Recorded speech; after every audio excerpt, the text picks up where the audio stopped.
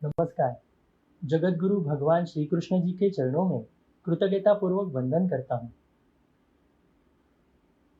सनातन संस्था एवं हिंदू जनजागृति समिति की ओर से धर्म संवाद के इस विशेष कार्यक्रम में मैं कार्तिक सालुंके आप सभी का हार्दिक स्वागत करता हूँ। बंधुओं, पिछले कुछ दिनों से हम धर्म संवाद के इस कार्यक्रम के माध्यम से कर्मफल सिद्धांत इस महत्वपूर्ण विषय पर हमने जानकारी प्राप्त कर ली। इसमें कर्म क्या होते हैं, सकाम कर्म क्या है, निष्काम कर्म क्या है, कर्म का फल हमें किस प्रकार से मिलता है, क्या प्रारब्ध हमें भोगना ही पड़ता है, ये हमने समझ कर लिया। उसी के साथ पुनर्जन्म का सिद्धांत क्या है, ये भी हमने जानकर लिया। ये संवाद जब शुरू था तब हमारे दर्शकों के मन में कुछ प्रश्न और कुछ शंका निर्माण हुई। उस शंकाओं का समाधान हम आज के इस धर्म संवाद में करने वाले हैं। अग्निहोत्र और कर्म फल सिद्धांत इस विषय पर जो हमारा कार्यक्रम हुआ, उसमें जो प्रश्न हमें मिले हैं उसके आज यहाँ पर उत्तर हम समझ कर लेने वाले हैं। आज हमारे साथ यहाँ पर हिंदू जनजागृति समिति के राष्ट्रीय मार्गदर्शक सदगुरु डॉक्टर चारुदत्त पिंगले जी उपस्थित हैं। नमस्कार सदगुरु डॉक्टर पिंगले जी। नमस्कार कार्तिक जी। तो आइए हम आज के धर्म संवाद को प्रारंभ करते हैं। मैं सदगुरु डॉक्टर पिंगले जी आपसे पहला प्रश्न पूछना चाहूँगा, संस्कार और कर्म का क्या संबंध होता है, इसके बारे में आप हमारे दर्शकों को बताएं। मूलतः हमारे जैसे संस्कार होते हैं वैसे हमारे मन के व्यवहार होते हैं, और जैसे मन का व्यवहार होता है वैसा हमारा आचरण होता है। अब हमारे जो पारिवारिक संस्कार होते हैं, जो माता पिता या दादा दादी नाना नानी इनके सानिध्य में रहकर या जो आनुवंशिकता से जो आते हैं, वो हमारे मस्तिष्क में एक गहरी उस बैठ जाते हैं।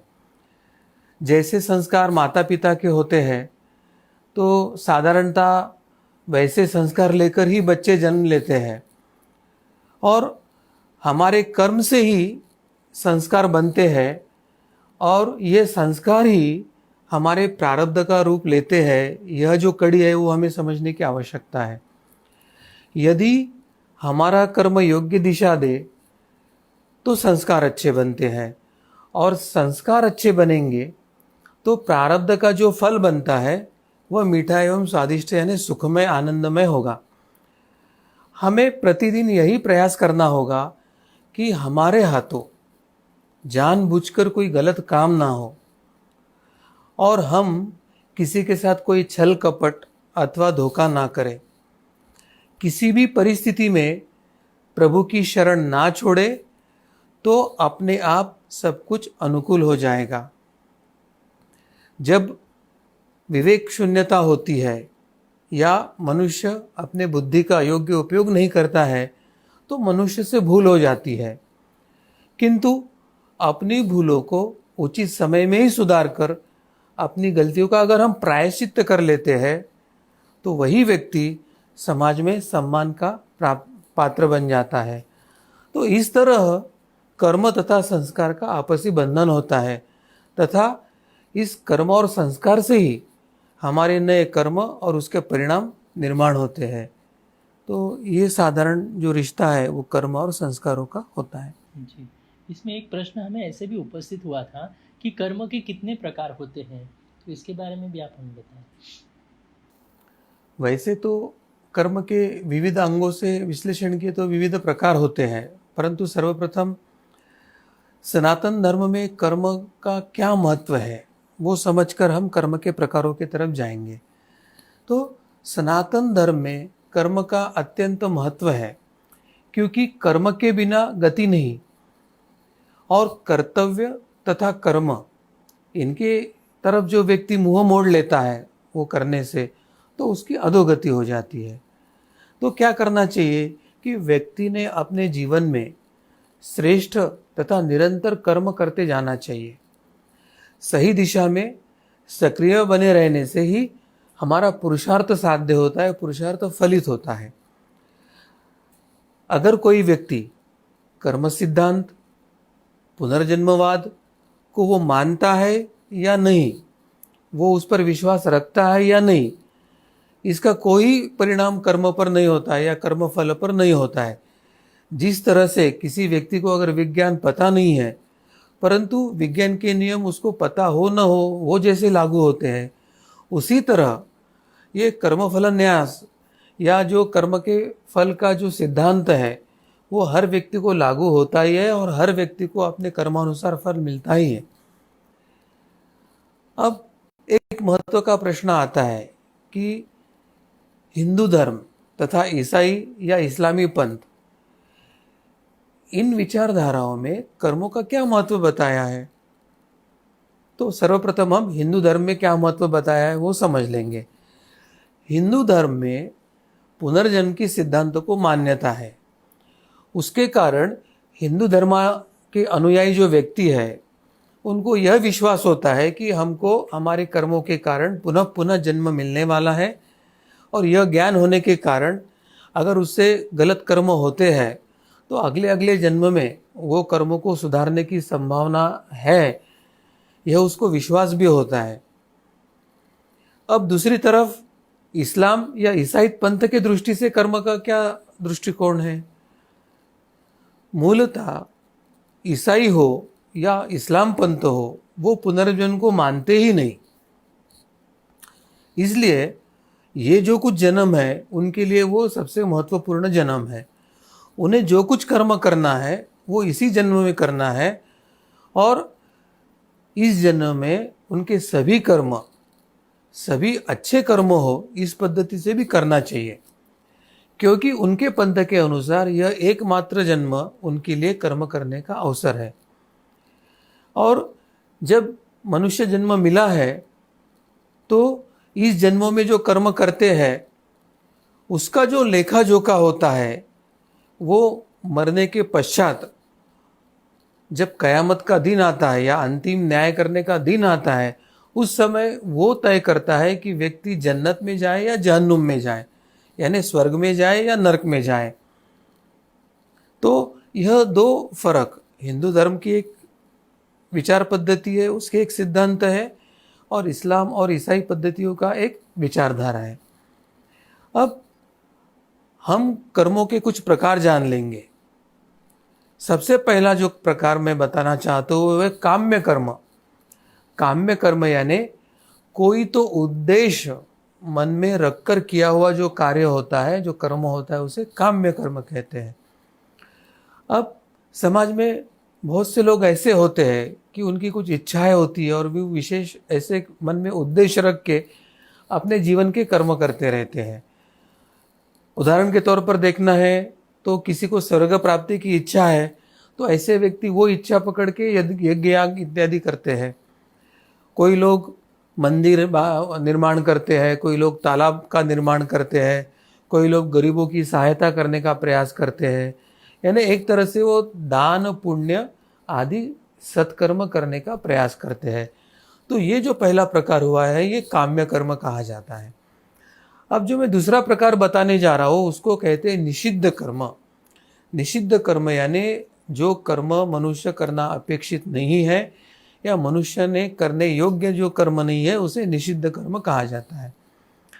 अब प्रत्येक जो धर्मशास्त्र है वो कुछ ना कुछ निषिद्ध कार्य बताता है, यानी ऐसे कार्य जो व्यक्ति ने नहीं करना चाहिए और उसके संदर्भ में वो स्पष्ट आदेश अपने धर्म संहिता में देते हैं। शास्त्र क्या कहता है, धर्म क्या कहता है कि किसी भी प्राणी को दुख मत पहुंचाओ, जानबूझकर दुख मत पहुंचाओ, किसी को कष्ट ना दो।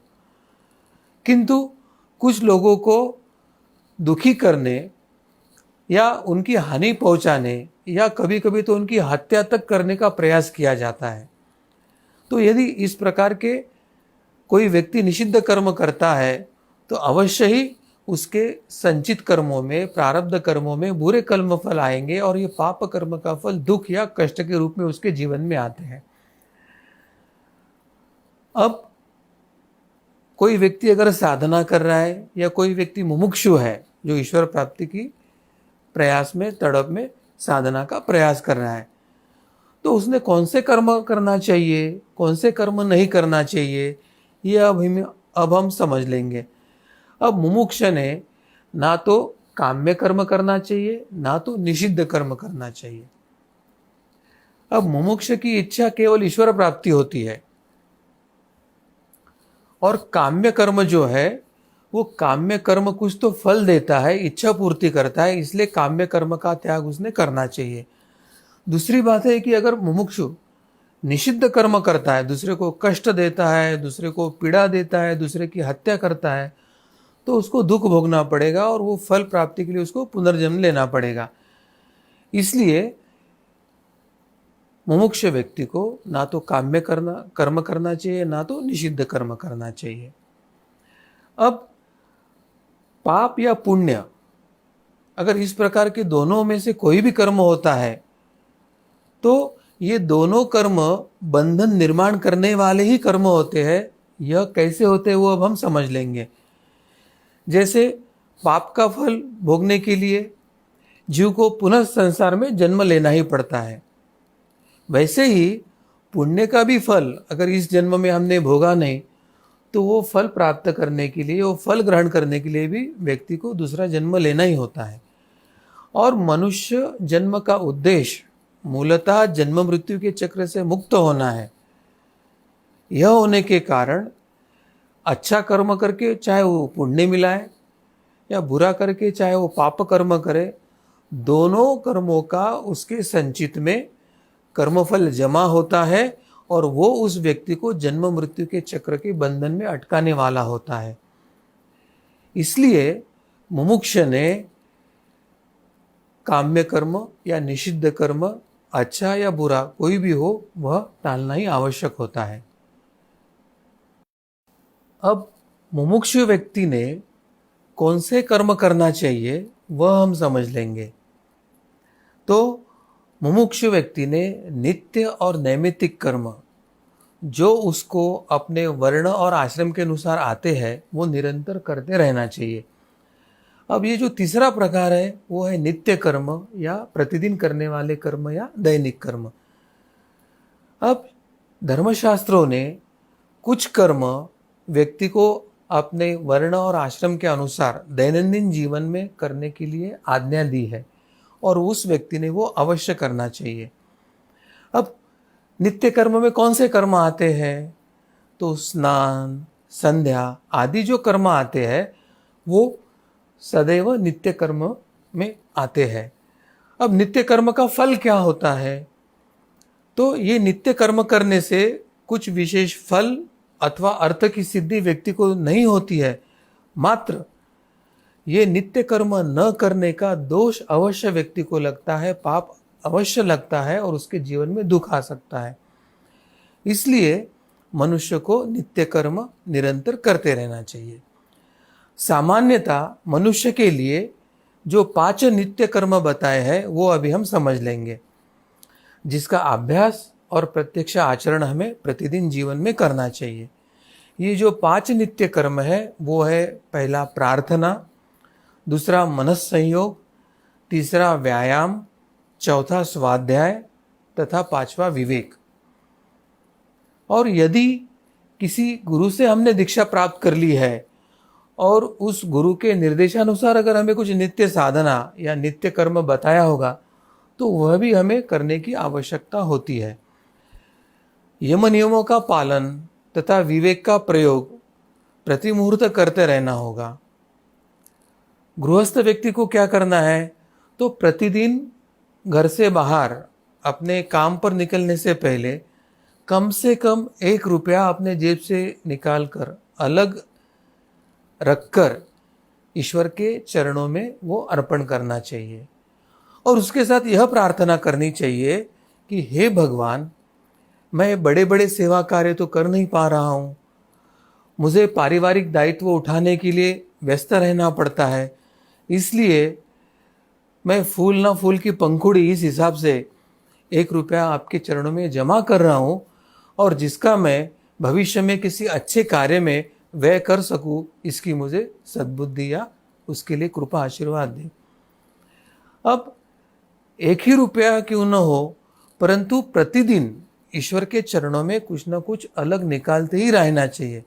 इसका मुख्य कारण क्या है कि इस बहाने व्यक्ति को ईश्वर का स्मरण होता है, उसमें त्याग भावना निर्माण होती है, अन्यों का विचार बढ़ता है और एक परोपकारता आती है। इसके कारण व्यक्ति को जीवन में लाभ ही होता है।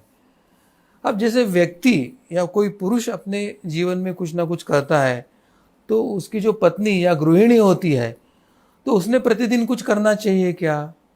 तो निश्चित भोजन बनाने के लिए जब वह चावल निकालती है, तो उस समय गृहिणी ने एक मुट्ठी चावल निकालकर ईश्वर के चरणों में अलग रखना चाहिए और भगवान को प्रार्थना करनी चाहिए कि मुझसे ये योग्य कार्य के लिए अर्पण करवा ले, और किसी योग्य भूखे या अभावग्रस्त व्यक्ति के लिए वो उसका विनियोग करना चाहिए। कोई गरीब द्वार पे आता है या कोई सन्यासी अगर आता है तो उसमें वो बांट देना चाहिए। और जो लोग अन्य कोई साधना कर ही नहीं रहे हैं, उन्हें तो ये नित्य कर्म करना अत्यंत आवश्यक होता है। अब अगला जो प्रकार है, मैं चौथा प्रकार जो बताने जा रहा हूँ, वो नैमित्तिक कर्म का प्रकार है। जैसे कोई युवा है, अपने परीक्षा में सर्वोत्तम अंक प्राप्त करने के लिए प्रयास कर रहा है या नौकरी प्राप्त करने के लिए कुछ प्रयास कर रहा है, और उसके लिए वो जो कुछ कर्म करता है उसे नैमित्तिक कर्म ऐसे कहते हैं।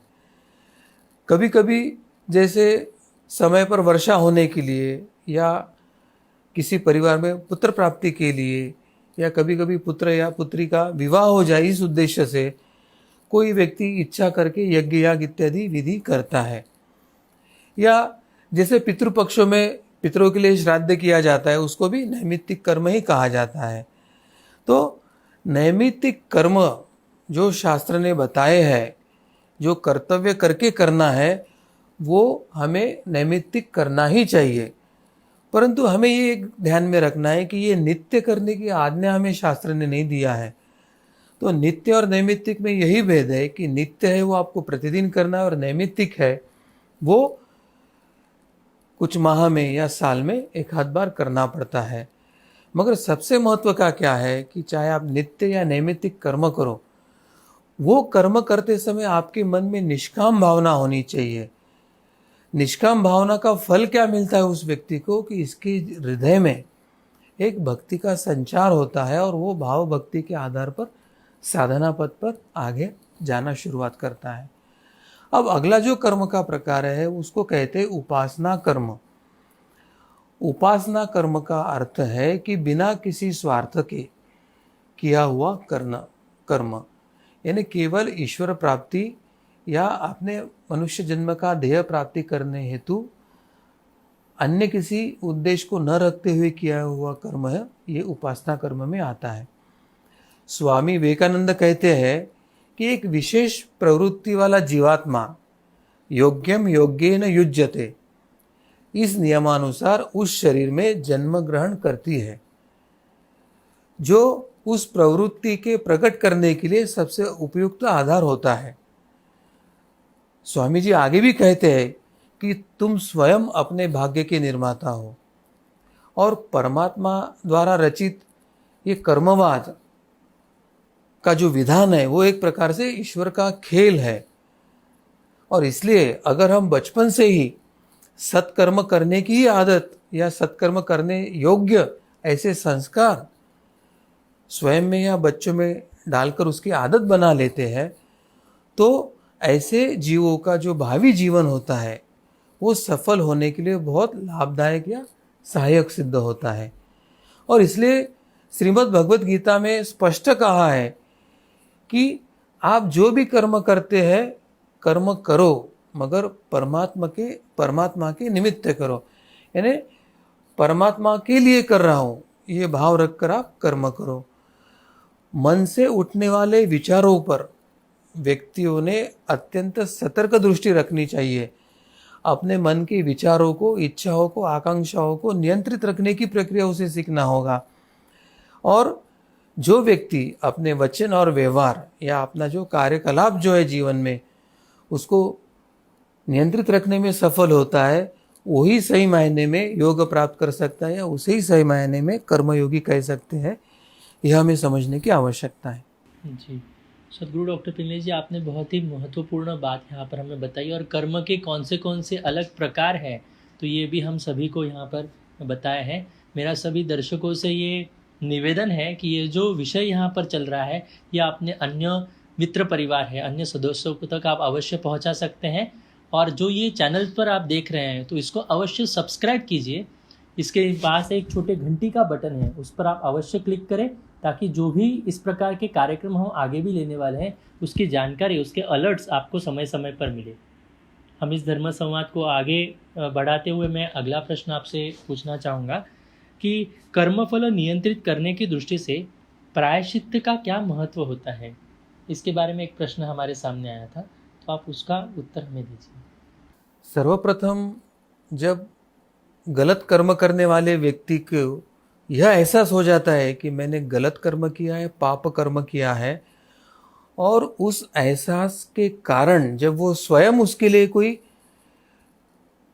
उसका निवारण हेतु प्रयास करना चाहता है, तो ऐसे प्रयासों को ही प्रायश्चित्त कहते हैं। और प्रायश्चित्त का दूसरा अर्थ है कि उस व्यक्ति के अंदर जो पश्चाताप की अग्नि धधकने लगती है, उसके कारण वो उसके निवारण हेतु जो कर्म करता है उसे प्रायश्चित्त कहते हैं। दंड और प्रायश्चित्त में भेद होता है, वो हम जान लेंगे। यानी पाप कर्म का प्रायश्चित्त करने वाली जो व्यक्ति होती है, उसके मन में पश्चाताप होता है। पश्चाताप होकर प्रायश्चित्त लेने वाला व्यक्ति वो स्वयं अपनी ही प्रतिज्ञा से बंधा होता है, और वो स्वयं अपने ही प्रतिज्ञा से बंधा होने के कारण वो पूरी लगन से उस प्रायश्चित्त को पूर्ण करने का प्रयास करता है, और तदुपरांत वो सदाचारी बनता है। इसका मतलब वो दोबारा वो गलती, वो बुरा कर्म या वो पाप करने का टालता है। इसके विपरीत जिसके मन में पश्चाताप निर्माण नहीं होता, जो स्वयं से प्रायश्चित्त नहीं लेता है, ऐसे बुरे कर्म करने वाला व्यक्ति को अपराधी संबोधित करके फिर उसको दंड भुगतने के लिए एक व्यवस्था, बाह्य व्यवस्था भी ईश्वर ने राज्य धर्म के माध्यम से निर्माण की है। मगर जब किसी व्यक्ति को दंड दिया जाता है तो उसका मन उसमें नहीं, उसका लगन नहीं, उसके अंदर पश्चाताप नहीं, पश्चाताप के अग्नि से उसका वो पापों का फल नष्ट नहीं होता। उसके कारण वो व्यक्ति स्वयं की चूके या स्वयं के बुरे कर्म दोबारा होने से रोक नहीं सकता, और उसके हाथों वो बारंबार बुरे कर्म होते हैं। अपराधी व्यक्ति जो अपने अपराध के लिए दंडित होते हैं, उसमें अधिकांश सुधार दिखता नहीं, और वे बार बार उसी कर्म की तरफ मुड़ते हैं। ऐसे अनुभव वर्तमान में भी हम सभी को आता है। उसके मुख्य कारण क्या है कि मूलतः मन में पश्चाताप न होने के कारण, और दूसरी जो महत्व की बात है कि इन अपराधी या पाप कृत्यों के जो भयानक परिणाम है उसके प्रति वो सतर्क नहीं हो पाते, उसके कारण वो अपने कर्म को टाल नहीं पाते। पश्चाताप में मुख्य भेद क्या होता है कि पश्चाताप में उस व्यक्ति को अपनी गलती छिपाना चाहिए, ऐसे विचार बिल्कुल नहीं होता है। और गलती छिपाने का दूसरा अर्थ क्या है कि कुछ बिखरे हुए बीज अगर जमीन पर है तो उसको मिट्टी डालकर अगर हम ढक देते हैं, तो बाद में जब अनुकूल वातावरण होता है, दोबारा वर्षा होती है, तो वो तमाम बीजें जो है वो अनुकूल समय में पौधों को, वृक्षों को दोबारा जन्म देती है, और दोबारा वो दोष उभर के आते हैं, और वो दोबारा पाप कर्म उस व्यक्ति के हाथों से होते हैं। अब प्रायश्चित्त में क्या दिखाई देता है कि वो व्यक्ति सीधा सीधा अपने दोषों को स्वीकार करता है, अपने गलत कर्मों को वो अपने अंतरात्मा को साक्षी मानकर वो अपने गलत कर्मों की कबूली देता है और स्वयं भी स्वीकार लेता है।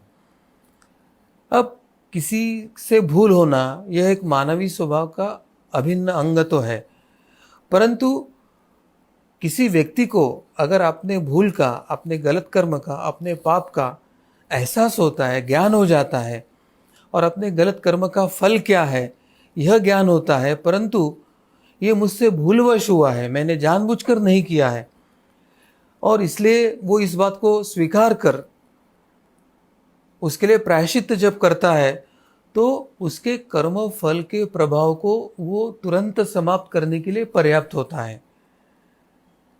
परंतु ये जो स्वीकृति है उसकी, वो अत्यंत हृदय के मूल से आना चाहिए। केवल मात्र ऊपरी ऊपरी शब्दों से या ऊपरी ऊपरी मगरमच्छ के आंसू के जैसी नहीं होनी चाहिए। तो भूल के उपरांत उसको स्वीकृति देना, उसके लिए प्रायश्चित्त लेना, ये व्यक्ति के व्यक्तित्व का संपूर्ण परिष्कार यानी शुद्धता, यानी उसको शुद्ध करके ईश्वर की तरफ लेके जाने के लिए सक्षम होता है। यह हमें समझ कर लेने की आवश्यकता है। और इसलिए मैं सभी व्यक्ति को आह्वान करना चाहूँगा कि अगर जीवन में जाने अनजाने में आपसे कोई कर्म होता है तो अंतर्मन से स्वीकारे, उसके लिए पश्चाताप करे, प्रायश्चित्त करे और उस पाप के फल से अभी के अभी मुक्त हो जाए। यही रहस्य है इस सब प्रक्रिया का। जी, गुरु डॉक्टर पिंगले जी, अभी हमें अग्निहोत्र का जो हमारा धर्म संवाद में विशेष कार्यक्रम हुआ था, तो उसके बारे में भी हमें कुछ प्रश्न प्राप्त हुए थे, तो वो मैं आपसे पूछना चाहूँगा। अग्निहोत्र में अग्नि प्रज्वलित करने के लिए कपूर का उपयोग करने से कुछ हानि होती है क्या? ऐसा एक प्रश्न आया था। अग्निहोत्र में कपूर का उपयोग करने से कोई हानि नहीं होती है। आप कपूर का उपयोग खुले मन से कर सकते हैं, परंतु कपूर में भीमसेनी कपूर जो शुद्ध रूप में होता है उसका उपयोग करें तो वो अधिक उपयोगी है।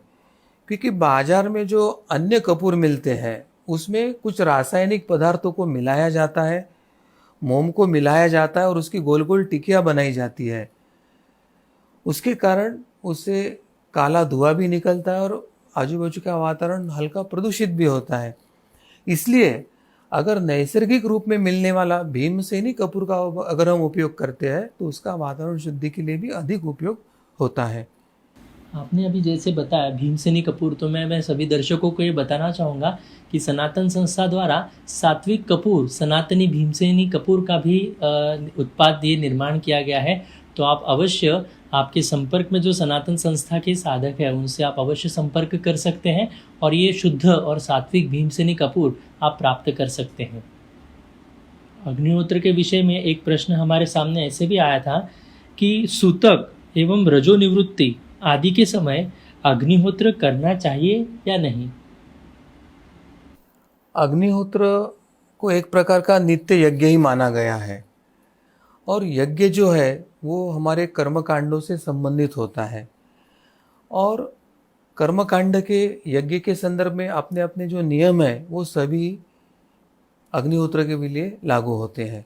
इसलिए किसी के मृत्यु के उपरांत किसी को सूतक आया हो या स्त्री रजस वाला या ऐसी कोई अड़चने हो तो उस समय घर में अग्निहोत्र ना करें।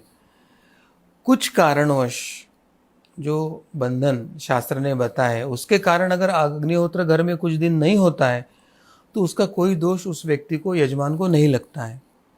जी, एक प्रश्न ऐसे भी उपस्थित हुआ था कि वो पूछ रहे हैं कि अग्निहोत्र के लिए तांबे का पात्र ही आवश्यक है क्या?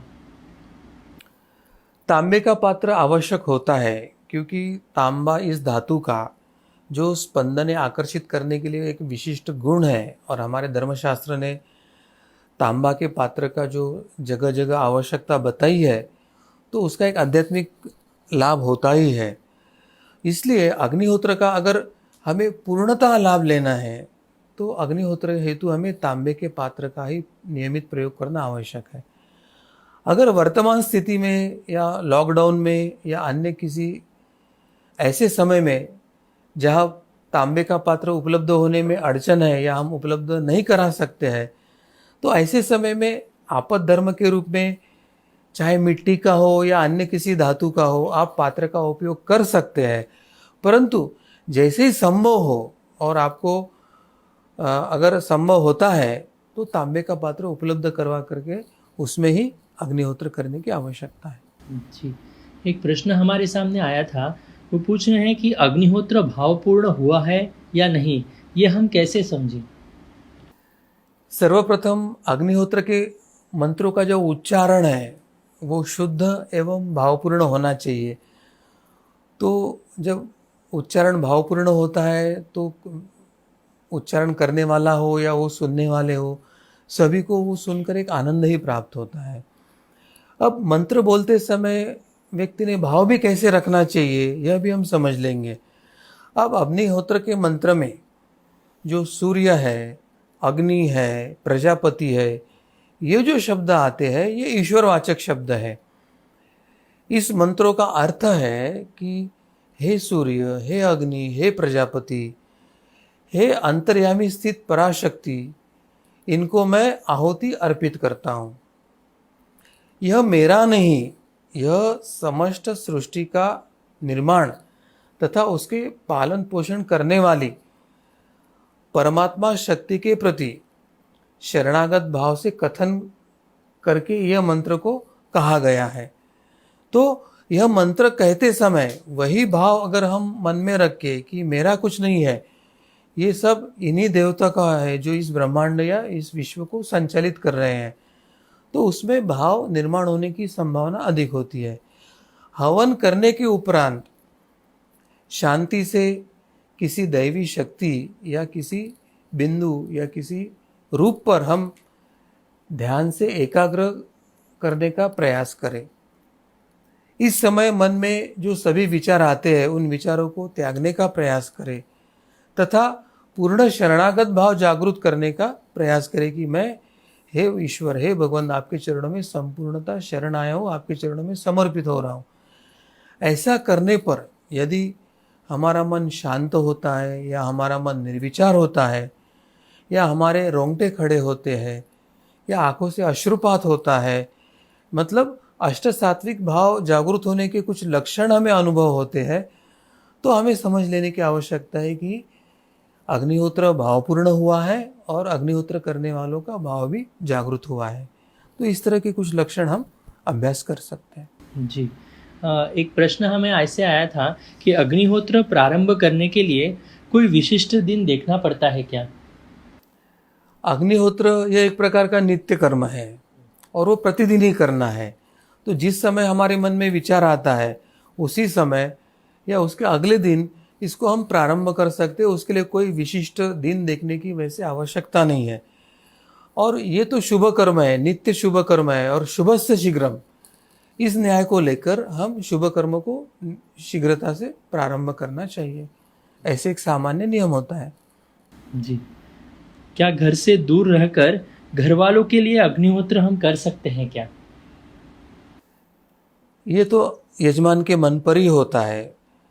देखिए, अग्निहोत्र है ये एक तरह का निजी स्वरूप का यज्ञ है और अग्निहोत्र जहाँ किया जाता है वहाँ पर कुछ मर्यादित क्षेत्र में अग्निहोत्र का प्रभाव होता है। प्रभाव यानी क्या होता है कि अग्निहोत्र का जो धुआं वहाँ पर फैलता है उसके असर से आसपास का जो छोटा सा मर्यादित वातावरण है उसमें सूक्ष्म जंतुओं पर परिणाम होता है और वातावरण शुद्धि होती है तथा आजू बाजू के वातावरण पर परिणाम होकर उसमें का रजतम घटकर वहाँ पे सात्विक स्पंदने निर्माण होती है या करने वाले व्यक्ति के बाजू में तेज तत्व का कवच निर्माण होता है। अब यह यज्ञ जो है वो अत्यंत अल्प साहित्य और अत्यंत अल्प समय में होता है। तो अगर हम इसका परिणाम जहाँ अपेक्षित करते हैं वहीं पर अगर हम अग्निहोत्र करते हैं तो उसका फल अधिक होता है। अन्यथा हम घर की शुद्धि करना चाहते हैं, हम अपने वास्तु की शुद्धि करना चाहते हैं और हम कहीं बाहर गांव गए हैं, किसी होटल या किसी धर्मशाला में अगर वो अग्निहोत्र कर रहे हैं तो उसका तात्कालिक प्रभाव तो वहाँ पर होगा, मगर नित्य जहाँ पर हमको प्रभाव अपेक्षित है तो उसका फल नहीं होगा। तो कोई व्यक्ति घर का अगर बाहर चले जाता है तो अन्य कोई व्यक्ति अपने ही घर में अपने वास्तु में अग्निहोत्र करे तो अधिक लाभदायक होता है। मगर कोई व्रतस्थ है और मैं जहाँ जाऊँगा वहाँ पर अग्निहोत्र करना ही है, ऐसे किसी ने व्रत लिया होगा तो अपने साथ वो साहित्य लेके जाकर वो जहाँ पर है वहाँ पर भी वो कर सकता है। जी, एक प्रश्न हमें आया था, उससे पूछते हैं कि अग्निहोत्र घर में ही करे या घर के बाहर भी हम कर सकते हैं? अग्निहोत्र घर के किसी भी कक्ष में अथवा स्थान में हम कर सकते हैं। यदि हमारे घर में अच्छा पूजा घर हो या ध्यान कक्ष हो तो वहाँ पर अगर हम अग्निहोत्र करते हैं तो उसका परिणाम हमें सर्वोत्तम मिलता है, क्योंकि मूलतः वहाँ सात्विकता होती है और अग्निहोत्र की सात्विकता मिलके वहाँ पर अधिक सात्विकता का निर्माण होता है। और साधना के दृष्टि से या घर में देवताओं की जागृति की दृष्टि से वो स्थान महत्व का है। अब आपके घर के छत पर या कोई लोग अपने घर के आसपास कोई खेत है, उस खेत में या कोई अपने वाटिका में करना चाहते हैं तो वो किया जा सकता है, मगर स्थान के बजाय इसमें अग्निहोत्र में महत्व क्या क्या है कि कौन से समय में ये करना है, वो समय का महत्व अधिक है। यानी सूर्योदय और सूर्यास्त, ये जो दो समय है वो समय पर करना ये महत्व का है। अब हम जहाँ पर है वहाँ का स्थानिक जो सूर्योदय का समय है या सूर्यास्त का समय है, ये हमें पता रहना चाहिए और उस समय पर ही वो अग्निहोत्र हो, यह हमें देखना चाहिए। अब बहुत लोगों को समय पता होने के लिए अड़चनें होती है, तो वर्तमान में कुछ ऑनलाइन जो वेबसाइट्स है वहाँ पर आप अपना गांव या अपने क्षेत्र का या अपना लोकेशन देकर वहाँ का सूर्योदय और सूर्यास्त का समय आप ज्ञात कर सकते हैं।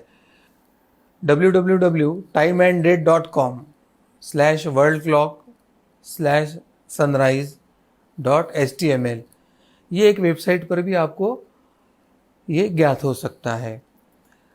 तब सूर्योदय या सूर्यास्त होने के 5 से 10 मिनट पहले हम अपनी अग्निहोत्र की तैयारी प्रारंभ करें, जो कि हम योग्य समय पे वो अग्निहोत्र शुरू और समाप्त करने की प्रक्रिया कर सकते हैं। तो समय का जो भान है वो सबसे महत्वपूर्ण है स्थान की तुलना में। जी, एक प्रश्न हमारे जिज्ञासु ने ऐसे पूछा था कि अग्निहोत्र के मंत्र के अनुसार सूर्योदय एवं सूर्यास्त के समय दो ही आहुतियाँ देनी होगी ना? मंत्र का उच्चारण कितने समय तक और कितनी बार करना है? ऐसे हमारे एक जिज्ञासु ने ये प्रश्न पूछा। अग्निहोत्र के मंत्र के अनुसार सूर्योदय एवं सूर्यास्त के समय दो ही आहुतियाँ देना आवश्यक होता है और मंत्र बोलकर फिर आहुति देना योग्य होता है। सुबह 2 मंत्र और शाम को 2 बार मंत्र का उच्चारण करने के बाद आहुति देना अपेक्षित है। इस मंत्र का उच्चारण एक बार ही करना है और आहुति देना है। यानी एक बार मंत्र का उच्चारण किया, आहुति किया, एक बार मंत्र का उच्चारण किया, आहुति दिया, इस प्रकार वो करना अपेक्षित है। जी, एक हमारे जिज्ञासु ने ऐसे प्रश्न पूछा है, देवता भी मानव की तरह क्रोध करते हैं, क्या देवताओं का क्रोध और मानव का क्रोध एक जैसा ही होता है? देखिए कार्तिक जी, मनुष्य का जो क्रोध होता है वो उसके शरीर रूप के कारण या उसके दोष और अहंकार के कारण या उसके चित्त पर जो जन्मों जन्मों के जो गलत एक संस्कार हुए हैं उसके कारण होता है और उसका वो प्रतिक्रियात्मक स्वरूप में होता है। इसमें मनुष्य का एक स्वार्थ तथा दुर्गुण भी हमें दिखाई देता है या ध्यान में आता है। परंतु देवता कब क्रोधित होते हैं? देवता कार्यानुमय क्रोधित होते हैं। जैसे कोई बच्चा अगर अयोग्य कृति कर रहा है तो माता पिता झूठा क्रोध करके बच्चे को डांट कर योग्य दिशा में लाने का प्रयास करते हैं। तो यहाँ पर अभिभावकों का जो क्रोध है बच्चों के प्रति, वह क्रोध ही उनका प्रेम होता है कि उनकी उसमें तड़प होती है कि मेरे बच्चे अयोग्य कृति ना करे, गलत मार्ग पे ना जाए, उनके गलत संस्कारों का उन पर संस्कार ना हो। तो ये क्रोध ही उनका प्रेम होता है। उसी प्रकार देवता का क्रोध ही एक प्रकार से उनके अनुयायी और भक्तों के लिए वो प्रेम होता है। उसमें मनुष्य के सुधार की प्रक्रिया देवताओं को अपेक्षित होती है। मनुष्य के सदाचारण की प्रेरणा देने की प्रक्रिया इसमें देवता करते हैं। अगर हम रामायण का उदाहरण देना चाहते हैं तो रामायण में अनेक प्रसंगों में, चाहे पिता की मृत्यु का समाचार हो या वनवास में जाने का या राज्याभिषेक अभी नहीं होना है, वनवास जाना है, तो ऐसे विपत्ति की भी स्थिति में जहाँ प्रभु श्री राम शांत एवं स्थिर थे, परंतु वही श्री राम जब राम सेतु बांधने के लिए या लंका में जाने के लिए जब सागर मार्ग नहीं दे रहे थे, तब श्री राम जी भी क्रोधित हुए थे। ये क्रोध करना उनका दोष नहीं था, कार्य सिद्धि के हेतु उन्होंने दिखाया हुआ एक पुरुषार्थी था। यानी ये कहने का तात्पर्य क्या है कि देवताओं का क्रोध होता है वो कार्यान्वयन, व्यक्ति भक्त या समाज के भले के लिए होता है, कुछ योग्य नियम या सिद्धांतों को स्थापित करने के लिए होता है, और देवता के क्रोध और मनुष्य के क्रोधों की तुलना करना ये मात्र एक अत्यंत हास्यास्पद बात है। तो इस प्रकार ये देवता एक प्रकार से क्रोध करके हमारे मनुष्य मात्र पर दया और प्रेम ही करती है, यही समझने की आवश्यकता है। जी, हम आशा करते हैं कि आप सभी के शंकाओं का यहाँ पर समाधान हो रहा है। कुछ अन्य भी प्रश्न हमारे पास यहाँ पर उपस्थित किए गए हैं।